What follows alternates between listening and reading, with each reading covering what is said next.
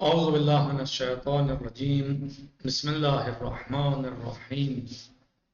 الحمد لله رب العالمين، والصلاة والسلام على أشرف الخلق محمد وآله الطيبين الطاهرين.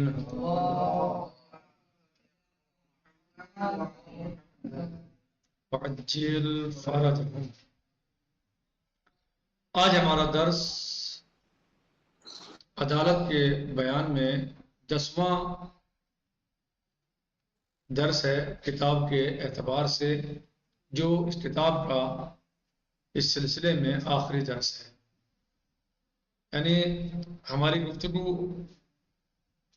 کا محور اللہ عز و جل کی عدالت تھا، اور اس سلسلے کا ہم جو ہے وہ یہ 10واں درس ہے کتاب کا، جس میں اللہ عز و جل کے عدل اور مسئلہ خلود پر گفتگو کی گئی ہے. یعنی ہمیشہ، خلود یعنی ہمیشہ. مثلا اصحاب جنت مثلا جنت میں ہمیشہ ہمیشہ رہیں گے، یا مثلا جو گنہگار ہیں، مطلب کافر مشرک، مثلا بہت ساروں کی سزا جہنم ہے، تو بہت سارے لوگ ہمیشہ ہمیشہ جہنم میں رہیں گے، ان کی سزا جہنم ہے. بہت سارے لوگ ایسے ہوں گے جو ہمیشہ ہمیشہ جہنم میں رہیں گے. ٹھیک، تو آج ہماری گفتگو ان کے بارے میں ہے. جیسے کہ مثلا سورہ توبہ کی آیت نمبر 68 میں اللہ عز و جل ارشاد فرماتا ہے: وعد اللہ المنافقین والمنافقات والکفار نار جہنم خالدین فیہا. اللہ نے منافق مردوں اور منافق عورتوں اور کافروں سے آتش جہنم کا وعدہ کر رکھا ہے، جس میں وہ ہمیشہ رہیں گے. ٹھیک ہے جی. تو اللہ عز و جل سورہ مبارکہ توبہ میں کیا فرماتا ہے؟ وعد اللہ المنافقین والمنافقات والکفار نار جہنم خالدین فیہا. صحیح، نار جہنم خالدین فیہا. یعنی اللہ نے منافق مردوں اور منافق عورتوں سے، کفار سے وعدہ کیا ہے کہ وہ جہنم میں ہمیشہ ہمیشہ رہیں گے. اسی طرح اللہ عز و جل سورہ مبارکہ کی آیت نمبر 72 میں با ایمان مرد اور با ایمان خواتین کے ساتھ بہشت کے باغات کا وعدہ بھی ہمیشہ کے لیے ہے.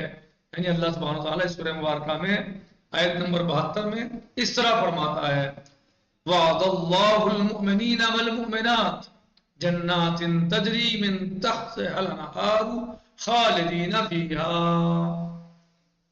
اللہ نے مومن مردوں اور مومنہ عورتوں سے ایسے جنت کے باغات کا وعدہ کر رکھا ہے جن کے نیچے نہریں بہتی ہوں گی، وہ اس میں ہمیشہ رہیں گے. اس مقام پر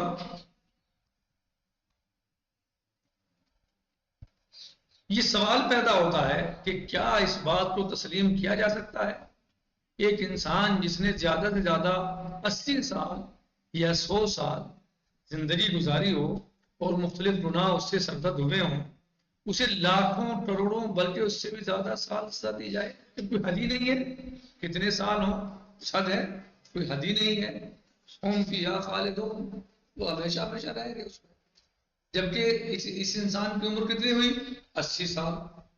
مثلا 100 سال، 70 سال، لیکن سزا کچھ پتہ ہی نہیں ہے کتنی سزا ہے. 1000 سال ہے، لاکھ سال ہے، کروڑ سال، پتہ ہی نہیں ہے، حد ہی نہیں ہے. تو ایسا کیسے؟ کیا مناسب ہے؟ یعنی رہا تو وہ کفر کی حالت میں 80 سال اور سزا مل رہی ہے لاکھوں سال کی، ہزاروں سال کی. تو یہ کیا مطلب ہے اس کا؟ یہ تو گویا یعنی وہ اعتراض کرنے والا ہے اس سوال یعنی یہ ہے کہ گویا جتنے دن اس نے کفر کیا ہے اس سے کہیں زیادہ، کچھ پتہ ہی نہیں، حال ہی نہیں ہے کتنا زیادہ اس کو سزا ملے گی. صحیح. البتہ یہی مطلب نیک اعمال کی جزا کے سلسلے میں زیادہ اہمیت کا حامل نہیں ہے، کیونکہ خدا کی رحمت ایک سمندر سے بھی زیادہ وسیع ہے، اور جزا جتنی زیادہ ہوگی خدا کی رحمت اور اس کے فضل کے عین مطابق ہوگی. یعنی جزا جتنی زیادہ ہو، یعنی کہ انسان نے 80 سال گزارے، 80 سال میں اس نے زندگی بھر اللہ کی عبادت کرتا رہا، اللہ کی اطاعت کرتا رہا، بابرکت زندگی گزاری، انسانیت کی خدمت میں زندگی گزاری. تو اگر اس کو جو ہے وہ مثلا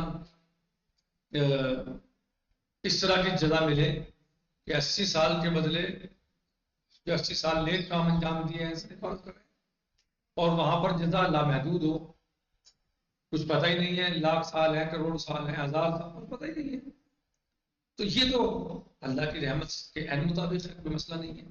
صحیح ہے، اللہ کی رحمت وسیع ہے، اس کی رحمت کی کوئی حد نہیں ہے. لیکن اگر برے اعمال کسی نے کیے ہیں اور 70 سال سے زندگی کفر و شرک یا نفاق میں گزاری ہے، یا 100 سال گزاری ہے، تو پھر یہ جو سزا اتنی لمبی ہے، لامحدود ہے، یہ کیا مطلب ہے؟ لیکن برے اعمال اور محدود گناہوں کے نتیجے میں ہمیشہ کے لیے اس کو عذاب میں مبتلا رکھنا کیسے صحیح ہو سکتا ہے؟ یعنی اشکال کر سکتا ہے کوئی، یہ کرتے ہیں بعض لوگ مثلا.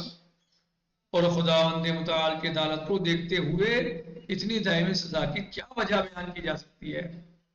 بات سمجھ آئی؟ کہہ رہے ہیں کیا گناہ اور اس کی سزا کے درمیان مطابقت نہیں ہونی چاہیے؟ یعنی جتنا گناہ کیا جائے اتنی ہی سزا دی جائے؟ جواب: اس گفتگو اور ان سوالات کے درست جوابات کے لیے چند نکات سے متعلق گہرائی تک غور و فکر کی ضرورت ہے ہمیں.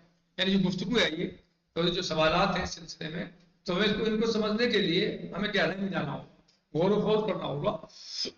الف: قیامت اور اس کے بعد کی سزائیں اس جہان کی سزاؤں سے کسی طور پر بھی شباہت نہیں رکھتی. یعنی جو سزائیں قیامت کے بعد ہیں یا قیامت، تو جو سزائیں ہیں وہ اس دنیا سے کسی اعتبار سے بھی مشابہت نہیں رکھتی.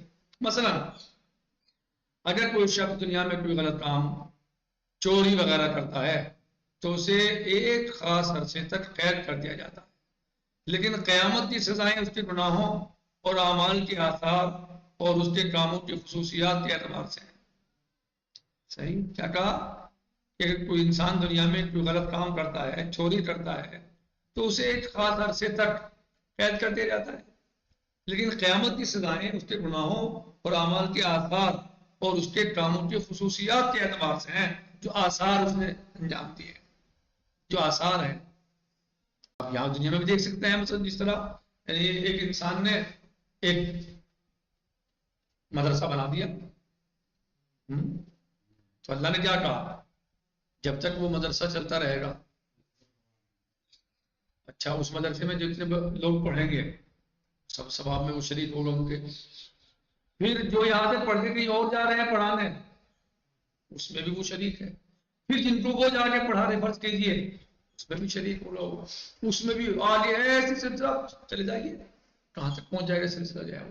اور اس کا جو ہے دخل ظاہر ہے اس کی شریک ہے کہ نہ کہیں یہ جو ہے، یعنی اس نے اس کو پڑھایا، اس نے اس کو پڑھایا، اس نے اس کو پڑھایا، اس نے اس کو احکام بتائے، اس نے اس کو نیکی بتائی، اس نے اسے نیکی سکھائی، اس نے اسے جو ہے مثلا وہ راہ راست پہ لایا، تو نتیجہ وہیں سے نکلا. ایک انسان پل بنوا دے، کتنے لوگ گزرتے ہیں، اسے ایک دن میں تھوڑی تمام ہو جاتا ہے، کتنے سال پل چلے گا، کتنے لوگ اس پل سے گزر کے اچھے کام انجام دیں گے، کتنے لوگوں کی جانیں بچیں گی پل بننے کے بعد جو ہے بننے کے بعد، کتنے انسانوں کی جانیں بچ جائیں گی، کتنے انسان جو ہے وہ اس سے اپنی روزی کمائیں گے، جا کے اپنے بچوں کو پالیں گے. یعنی اس طرف جانا مثلا دریا کے ممکن نہیں تھا، جبکہ اس طرف جانے سے ہمارا رزق فرض کیجیے، روزی ہمیں مل رہی ہے، وہاں کاروبار مل رہا ہے ہمیں، وہاں پل بن گیا تو آسان ہو گیا جانا آنا. صحیح مثال دے رہا ہوں. تو اب کتنے یعنی ایک نیک کام سے ایک پل بنایا، ایک آدمی نے پل بن گیا 2 سال میں، 1.5 سال میں، اور استفادہ کب تک اس سے ہو رہا ہے؟ استفادہ کتنے لوگ کر رہے ہیں، کتنے بچوں کا پیٹ بھر رہا ہے، کتنی فیملیوں کا پیٹ بھر رہا ہے، کتنے لوگوں کے گھر چل رہے ہیں، کتنے لوگ جو ہے مثلا جانیں بچ رہی ہیں انسانوں کی، اور کتنے لوگ جو ہے سے مثلا فائدہ اٹھا رہے ہیں. دیکھ رہے ہیں، جبکہ کام چھوٹا سا ہے، کام ایک ہے. ایک انسان نے بلب لگا دیا، راستے پہ لا کے لائٹ جلا دی، روشنی کر دی، کام تو چھوٹا سا ہے، 10 روپے کا 50 روپے کا بلب آ جائے گا، 100 روپے کا آ جائے گا، اور کتنے لوگ راستہ دیکھیں گے اس سے. صحیح. تو یہ دیکھیے آپ، یعنی دنیا میں آپ دیکھیے مثلا کیسے کیسے جو ہے وہ ایک ذرا سی چیز کتنی بڑی ہو جاتی ہے، کتنا اس سے فائدہ ہو جاتا ہے. ایسے گناہوں کا مسئلہ ہے. ایک انسان نے ماحول خراب کیا، ممکن ہے کہ اس کے نتیجے میں کتنے لوگ جو ہے خراب ہو جائیں، کتنے لوگ گمراہ ہو جائیں، کتنے لوگ جو ہے وہ مثلا بیکار ہو جائیں، یا کتنے لوگ جو ہے وہ مثلا گناہوں کا ارتکاب کرنے لگے. کہہ رہے ہیں زیادہ واضح الفاظ میں گناہ گاروں کی تمام سزائیں جن کا سامنا وہ اگلے جہان میں کریں گے، در حقیقت ان کے اپنے کیے گئے گناہوں کا نتیجہ ہے جو ان کے دامن گیر ہوگا. اس مقام پر قرآن مجید میں واضح تعبیر موجود ہے. سورہ یاسین المبارکہ کی آیت نمبر 54 میں اللہ عز و جل ارشاد فرماتا ہے فَالْيَوْمَ لَا تُظْلَمُ نَفْسٌ شَيْئًا وَلَا تُجْزَوْنَ إِلَّا مَا كُنتُمْ تَعْمَلُونَ.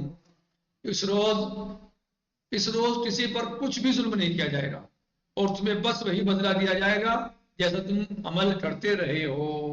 یعنی ماں باپ کوئی جگہ برابر بھی ظلم کسی کے اوپر نہیں ہوگا. جتنا مستحق ہے وہ اتنا ہی سزا ملے گی اسے، کوئی زیادہ برابر زیادہ نہیں ہوگی سزا، جتنا مستحق ہے اتنی ملے گی. ایک سادہ سی مثال سے ہم اس حقیقت کو واضح کرنے کی کوشش کرتے ہیں.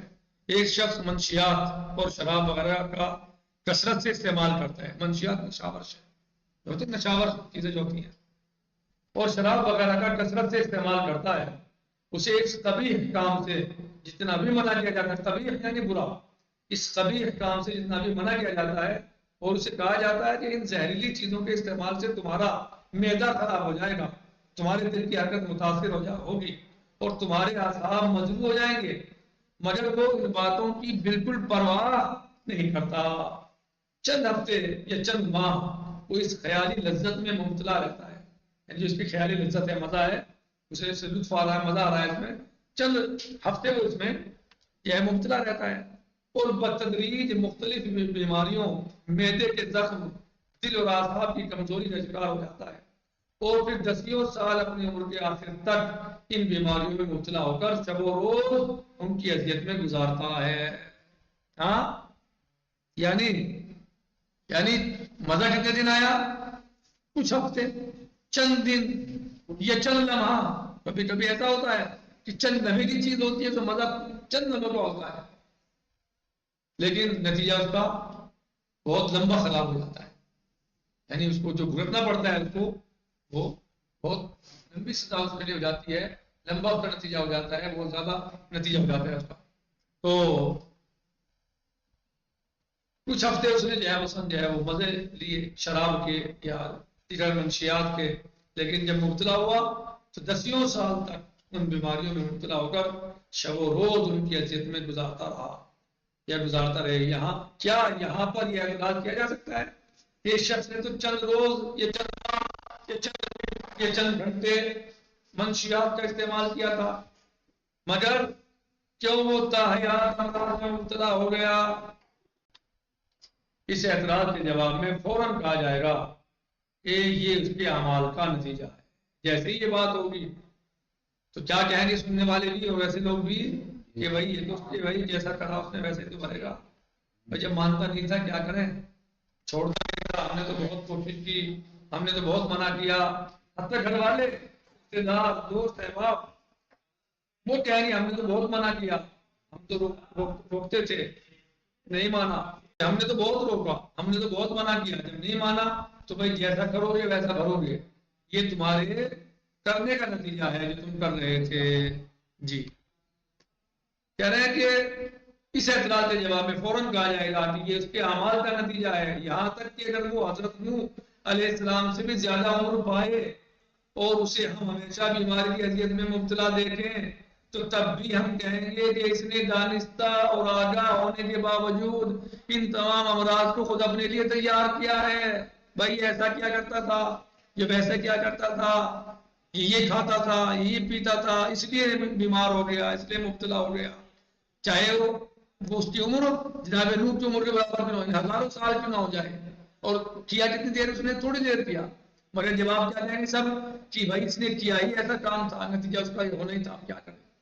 صحیح ہے، کوئی نہیں کہہ گا اس کے ساتھ غلط ہو رہا ہے، سب یہ کہیں گے کہ بھائی نہیں مانا ہی، اس وقت پہ اس نے خوب جو ہے یہ چیز استعمال کی، خوب اس نے چیز کھائی یا پی۔ روز قیامت کی جزا و سزا اس چند سالہ یا کئی سالہ بیماری سے بھی زیادہ ہے، لہذا عدالت خدا پر کسی بھی قسم کا اعتراض باقی نہیں رہتا۔ ہم یہیں پر اکتفا کرتے ہیں اور انشاءاللہ اس سلسلے کی بے کل انشاءاللہ ہم پڑھیں گے۔ امید کرتا ہوں کہ آپ لوگوں نے سمجھ لیا ہوگا، اور اگر کوئی بات نہ سمجھ میں آئی ہو تو اسے انشاءاللہ بعد میں پوچھ سکتے ہیں، دہرائیے، مطالعہ کیجئے، مراجعہ کیجئے، مباحثہ کیجئے، تاکہ اچھے طریقے سے آپ کو ذہن نشین یہ تمام باتیں ہو جائیں۔ آج کے لیے ہم اسی پر اکتفا کرتے ہیں۔